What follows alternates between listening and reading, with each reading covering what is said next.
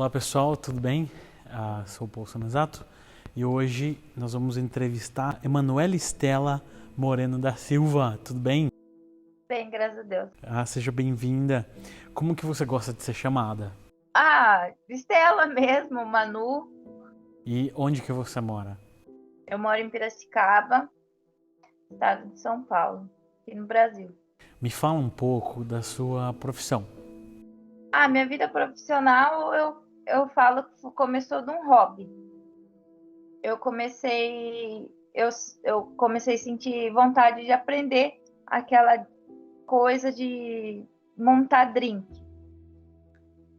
Aí eu fui na curiosidade, me interessei, comecei numa baladinha e hoje estou aqui, graças a Deus, recebendo bastante oportunidade e bastante reconhecimento.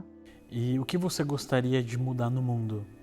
Mais empatia entre as pessoas e menos discriminação entre cor, raça, crença. Acho que seria isso que é o principal que está faltando.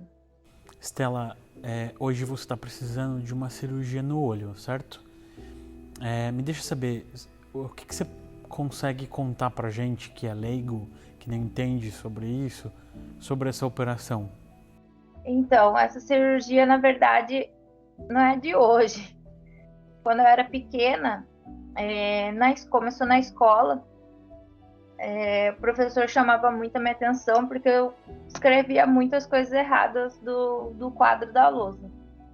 Aí ela pegou e fez uma notificação para minhas tias, que no caso me criaram, né? E daí as minhas tias leram o cartinho, o bilhetinho e me levaram numa consulta. E chegando lá, surpresa, eu realmente precisava usar óculos, mas desde pequena já era um grau forte. Aí minhas tias foram, correram tudo, mas logo na primeira consulta, que elas tomaram um susto, que pelo grau ser forte também na época, teve um pequeno problema. O médico parece que errou também a receita. Ele ficou, pela idade que eu tinha, ele falou, nossa, mas esse grau também, né? Aí parece que por ele, na época, ele receitou uma receita com um grau um pouco a menos. O que acabou também com o tempo que a gente foi descobrir depois que eu não tinha só um problema. Eu tinha três. Eu tenho hipermetropia, astigmatismo e hipermetropia. Aí, por conta também dessa primeira vez que eu fui usar óculos, ele receitou um grauzinho um pouco a menos, porque ele ficou assustado pelo tamanho do grau, por ser forte já. Veio acatando a prejudicar cada vez mais só a visão. Aí, hoje, com o passar do tempo, eu tentei correr várias vezes atrás de cirurgia. Todo mundo acha que é uma coisa fácil, simples, mas não é. E porque o meu grau de 100% de visão, que qualquer pessoa teria hoje, eu não tenho nem entre 47% a 36%. Meu grau a minha vista realmente sem o óculos é nada. É praticamente embaçação só. Não vejo nada. Eu falo que se eu tiro o óculos, eu não saio do lugar. E isso só vem, ela nunca estabiliza. É um problema que nunca estabiliza. Geralmente, por você usar o óculos contínuo, certinho, direto, o grau sempre é para diminuir. No meu caso, mesmo eu usando ele 24 horas, ele só aumenta. Então, aí eu fiz uma consulta há uns 3 anos atrás, um pouquinho mais avançada, e o agora não vou saber falar, optometrista, na época, ele falou que eu tava com uma veia da córnea do olho rompida e uma outra já estava quase se rompendo. Então, assim, em vez do grau diminuir ou estabilizar, ele só progride, ele só aumenta. O que faz com que eu perca cada vez mais a visão. Que o caso hoje seria seria a cirurgia, mas antes de fazer ela tem que ter todo um tratamento, tem que ter um acompanhamento, não é só chegar e marcar e boa. Pelo grau ter todo esse processo, tem que fazer um tratamentozinho antes, então o custo é caro. Eu realmente não tenho condição nenhuma no momento. E também tenho muito medo, porque ocorre o risco, sim, de eu perder toda a visão, mas também ocorre o risco que eu nunca vou enxergar 100%. Isso já ele já deixou muito ciente. Então, eu nunca vou enxergar 100%. Mas eu posso diminuir muito o grau a um ponto de precisar realmente usar o óculos mesmo mais para leitura. O que para mim seria muito bom e mudaria muitas coisas na minha vida que hoje parece que não, mas o grau me impede de ter algumas oportunidades de fazer várias coisas também. E como que você chegou à conclusão que fazer essa cirurgia seria mais vantajoso?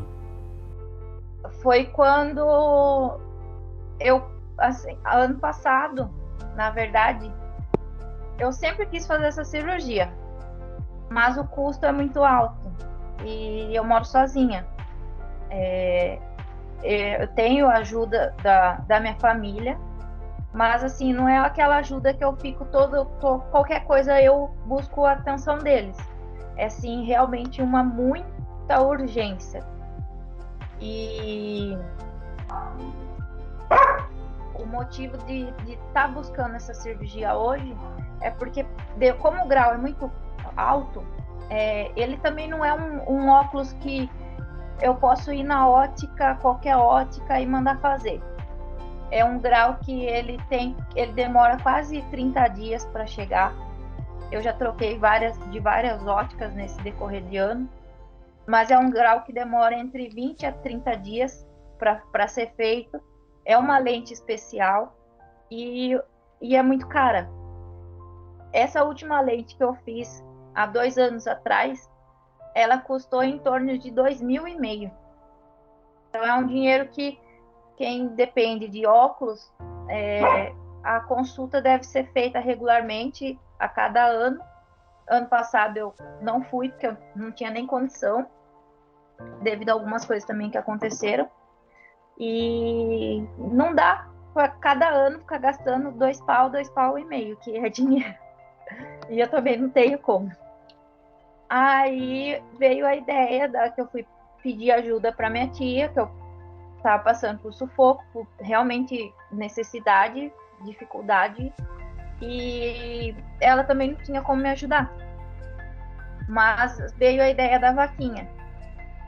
Há muito tempo eu já deveria ter feito a vaquinha, mas tinha muito receio por causa das piadas, que eu já sofri bastante, por causa de sarros, até mesmo amigos próximos, em certos momentos, tirar sarro. Então é uma coisa que para mim é difícil, porque aos olhos de que muitas pessoas acham que é frescura, eu não uso óculos porque eu quero, é porque eu realmente preciso. E daí vem lembranças de piadas, aí veio a ideia da vaquinha, mas para mim ter coragem de ter montado ela hoje, é porque eu realmente preciso. E entre uma necessidade e enxergar melhor, eu decidi abrir mão um pouquinho também deixar de lado vergonha também por estar pedindo, mas deixar também orgulho. E é uma coisa que eu prefiro, eu prefiro pelo menos tentar do que ainda, não sei, perder a visão, porque corre muito risco de acontecer isso, por falta de cuidados recentes, por falta de atenção. Esse óculos mesmo que eu tô já tá sem a película de proteção. que é um principal também. Mas ela está sem proteção não é por descuido, é por gasto mesmo, já deu o tempo. Então ela vai se desgastando, vai se desfazendo e não tem condição nenhuma hoje de estar fazendo. E me fala um pouco mais sobre essa vaquinha, para as pessoas que estão assistindo poderem ajudar. Onde que a gente encontra ela? A vaquinha é uma vaquinha online. As pessoas têm um link, eu vou deixar o link aqui. As pessoas podem entrar também no meu Instagram, que é @estelamoreno com 2 Os no final, que tem todo o link lá. A vaquinha está especificando certinho como funciona, para que é o intuito delas. E é uma ajuda que eu estou pedindo, eu realmente hoje estou pedindo. Para minha saúde e para o meu bem, para mim poder alcançar coisas que eu quero, que às vezes muitas pessoas falam que é porque eu não quero, eu não tenho força de vontade. Não é que eu não tenho força de vontade. Quem me conhece pessoalmente sabe, graças a Deus, o quanto que eu luto dia a dia. E evito ficar pedindo coisas para as pessoas. Mas eu tô pensando muito mais hoje na minha saúde, no meu bem-estar. E essa cirurgia pode me beneficiar, não só para o meu bem, mas também para o meu futuro, porque hoje eu não consigo tirar uma carta, porque no próprio exame, além de ter o medo não passar, o grau não ajuda. À noite é muito complicado de andar sozinha, tipo, sair na chuva sozinha. Eu não, além da chuva embaçar o óculos, eu perco muita visão. Então eu não tenho muita noção de percorrer sozinha. Eu sei o que eu tô fazendo, mas se eu tirar o óculos, eu fico parada ali quietinha no lugar, esperando alguém me auxiliar, porque eu não saio do lugar. Eu não tenho uma visão igual todo mundo, muitas pessoas têm. Sem eu parada quietinha no meu lugar e não me mexer, porque eu não sei o que está acontecendo em volta, eu só vejo o vulto. E durante a infância, você já teve problemas por usar óculos? Já tive. Quando eu era pequena, logo no começo até, na escola foi uma coisa diferente, né? Porque no começo eu mesmo não aceitava, eu achava feio. E já sabiam que iam zoar lá, 4 olhos, garrafinha. Então, assim, eu acho que no começo foi muito difícil, até eu realmente perceber que eu preciso. Então, eu até não usava assim, dentro da sala de aula, e no intervalo não levava, não descia com ele pro pátio. Até mesmo quando, bem no começo, eu lembro de uma coisa que aconteceu na escola. A minha tia também, acho que primeiro, segundo óculos que eu tive, as minhas tias compraram, e num dia eu não desci com ele pro intervalo, né? Eu deixei em cima da carteira, pelo fato de não ficar escutando dos outros apelidinhos, ficar zoando, ou vir querer puxar, tirar, com medo também de quebrar, porque os meninos, o pessoal na escola fazia muito isso. Aí eu peguei, tirei o óculos e deixei na carteira. E subi do intervalo, assim que acabou, e o óculos não estava na carteira. E até hoje, o que aconteceu com esse óculos ninguém sabe, porque na época chamou o professor, chamou o diretor, e ninguém sabe o que aconteceu com esse óculos. E alguém pegou, fez uma brincadeira e sumiu. Então cheguei em casa, tomei xingo, não apanhei, graças a Deus, mas tomei um xingo, foi chamado minha atenção, mas assim, é um dinheiro que foi caro, mas por uma brincadeira, né? de mau gosto. Então as pessoas não pensam também. Pô, eu não sei se minha tia estava precisando daquele dinheiro na época, se ela tirou dinheiro de, sei lá, pagar aluguel, pagar uma conta. Na infância eu sofri bastante com isso. Acho que não só na infância. Acho que até hoje, dependendo do lugar, ainda tem muitas pessoas que agem um pouco de má fé. Eu trabalhei num hotel há um tempo e os garçons, na época, tudo molecada, meninão, pegou pra me atormentar, pra me tirar minha paciência, eu falo. O que pra mim eu fui guardando pra mim e fui chorar lá embaixo depois. Eles escreviam na comanda, à mão, os pedidos que eu tinha que repassar no touch, né? Com letras minúsculas. E eu realmente não enxergava. Porque é muito pequeno. Mesmo o papel estando bem próximo à minha vista, o meu grau é uma coisa que só eu consigo sentir e explicar. Mas eu não enxergo. Não enxergo mesmo. É coisa de menos de 1 metro, assim. Se eu tirar o óculos, é só embaixo. Até todo mundo fala que o olho diminui. Mas eu realmente não enxergo nada. Então, assim, era difícil. Daí eu chamava ele, falou, tá zoando, né? Escreve maior e tal.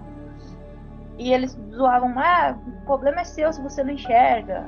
Realmente, o problema é meu, mas não é uma coisa que eu desejei para mim. Então, às vezes, ainda até hoje, eu sofro um pouco disso. Não é todo mundo que ainda respeita, às vezes entende a situação do próximo. Você saiu de casa pra viver a vida muito cedo. E como é que foi isso? Conta pra gente como que foi essa experiência de sair de casa, enfrentar o mundo. Como é que foi? Eu saí de casa, desde os meus 2 meses de idade, eu conheço meus pais, sempre conheci meu irmão, tudo, mas com 2 meses de idade, devido a minha mãe ter alguns problemas, ou talvez na época também não ter condições realmente de ficar comigo, eu fiquei, desde os meus 2 meses de idade, eu fui morar com a minha avó, a mãe do meu pai. E continuei. Eu sempre tive meus pais presentes, mas assim, morar com eles eu nunca morei. Aí, graças a Deus, as minhas tias, minha avó sempre cuidou muito bem de mim, até que a minha avó faleceu. E assim, a união que era da família distanciou, foi meio que um pouquinho cada um para cada lado. Aí quando eu fiz de 20 para 21 anos, deu um estralo. E eu só fiz uma mochila, coloquei minhas roupas dentro, algumas roupas, né? E deixei uma carta para minha tia, falando que eu ficaria bem, mas que eu precisava seguir minha vida e sair sem rumo. Eu tinha na época conversado com uma pessoa e ela me ofereceu um cômodo, que eu lembro até hoje. O banheiro ainda era dentro desse um cômodo, era uma vilinha. E saí, sem carteira registrada, nunca tinha trabalhado na minha vida. E simplesmente fiz a mochila e saí. Falei, eu preciso ser independente, eu preciso aprender a viver sozinha. E desde esse dia, nunca mais voltei para casa. Voltei depois de alguns meses para dar uma satisfação, explicar que eu estava viva, porque ficou todo mundo desesperado. Mas saí assim, para fora o mundo, para viver, para aprender a viver. Não ficar dependendo das minhas tias, não ficar dependendo futuramente dos meus pais. E a minha avó ensinou uma coisa, que quando a gente tivesse asas e quisesse voar, que a gente saísse, mas que tivesse muita coragem para não voltar chorando para casa no primeiro sufoco, na primeira oportunidade. E foi isso que eu fiz. Eu saí, mas eu não voltei. Eu sei que eu passei sufoco, eu passei fome, eu passei dificuldade, eu passei necessidade, mas eu, em momento algum, eu fiz algo de errado. Eu saí roubando, eu saí pedindo, nossa, ligando para meus pais, escondido, pedindo ajuda, ligando para a família. Em momento algum eu fiz isso. Eu saí na loucura, arrumei na época onde foi meu primeiro, não tinha registro, não tinha nada. Arrumei um freelance, né, que a gente chama hoje, para trabalhar de sexta e sábado num barzinho. Eu ganhava na época de 50 a 80 reais. Na época ainda era um bom dinheirinho, né? Hoje já não, a gente não faz mais nada com 50 reais. E vivia disso, vivi disso, de trabalhando de sexta e sábado por esse valor por dia. Acho que por uns 2 meses. Então eu passei bastante sufoco, mas em momento algum eu fui chorar para minha família, porque eu queria mostrar para eles que eu poderia viver, que eu tinha força, não que eu não quisesse a ajuda deles, mas que eles já tinham feito por mim o que eles podiam ter feito. Eu já tinha idade para não ficar mais dependendo deles. E saí, simplesmente saí. E tô aqui até hoje, lutando, né? Mas não que eu não precise da ajuda deles, mas é uma coisa que não é obrigação mais deles. Porque eu já tenho mais de 18 anos, eu tenho uma vida. Então acho que hoje é hora de eu cuidar deles, não eles ainda cuidar de mim. E eu acho que eu amadureci bastante. Porque hoje eu sei diferenciar entre 10 reais. Eu vou comer um pastel. Mas eu tô com vontade. Mas será que amanhã esses 10 reais vai fazer falta? Ou mais tarde vai fazer falta? Então eu aprendi muito que para mim é primordial. Hoje eu tenho. Quando eu tenho, eu tenho. Quando eu não tenho, é paciência. Tem que saber passar vontade. Tem que saber esperar. Que nada é naquela hora que a gente quer. Tudo tem seu tempo e você tem que saber entender isso na sua vida. Porque se você não entende, você nunca vai seguir para frente. Você vai sempre ou ficar parado num lugar ou você vai ficar vivendo lá atrás. É a lição de vida que eu tenho hoje. E qual foi a maior lição que a vida te ensinou, está te ensinando? Compartilha um pouco com a gente isso. A maior lição de vida que eu tive até hoje é ver o quanto eu falo que é um exemplo, então, porque eu tenho a minha avó, que é uma coisa que eu nunca vou esquecer, isso que ela falou, que eu lembro desde quando meus tios, morava eu, 3 tias e um tio, tudo numa casa só. E eu lembro até hoje quando ela falou para ele: quando você sair de casa, criar suas asas, você vá, mas seja forte e não volte chorando, mas volte rindo. Então acho que é isso que eu tenho para minha vida. Eu lembro da minha avó falando isso. Graças a Deus, nenhum filho dela quando saiu dos meus tios e minhas tias, saiu de casa, voltou para visitar, lógico, mas em momento algum nenhum deles voltou chorando, pelo contrário, cada um sabe as dificuldades que passou, o que precisou passar, e eu segui o exemplo deles. E tem o exemplo da minha tia Magali. Depois que minha avó faleceu, foi mais ainda que minha mãe.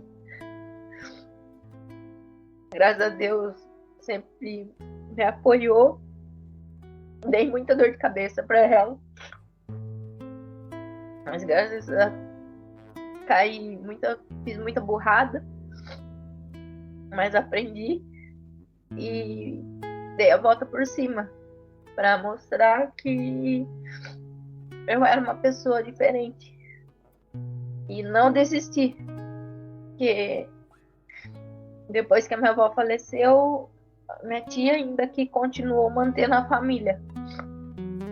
Trabalhava de madrugada, trabalhava de dia, à noite, não tinha hora para manter todo mundo junto.